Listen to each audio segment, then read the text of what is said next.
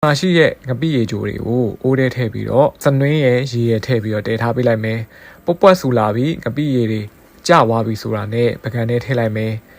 အရသာမုတ်ဘာညာမထည့်ဘဲနဲ့ခုနကမီးကင်ထားတဲ့ကလအော်သီးကိုဓာပြရိုက်အမဲတွေခွာမီးကျွန်းတာတွေခွာကြက်သွန်ပြူကိုဓာပြရိုက်ပြီးရင်နှုတ်လေးတွေဆင်းပြီးရင်ငခုမီးကင်2ကောင်လောက်ကိုလည်းအယိုးနှွင်ပြီးတော့နှုတ်လေးတွေပြန်ဆင်းလိုက်တယ်ပြီးရင်တော့ခုနကကြိုထားတဲ့ငပိရေကြိုကောင်းကောင်းနဲ့ကိုအကုန်လုံးထည့်ကရန်ငရုတ်သီးနည်းနည်းထည့်ပြီးတော့မဆက်သေးလို့ဆိုပြီးတော့ထပ်ထည့်လိုက်ပါတယ်ခင်ဗျာအားဆိုရင်တော့ခုနကငခုမီးကင်လေးရယ်အခုလိုကောင်းကောင်းလေးဖြော်ထားတဲ့ငပိရေကြိုကောင်းကောင်းလေးရယ်စားကန်ဒီမှာမှငရုတ်သီးမို့ထပ်ထည့်လိုက်ပါသေးတယ်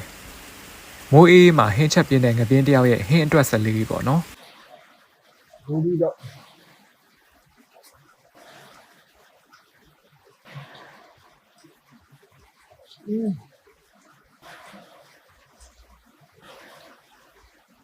ကလော်ဒီမီဖို့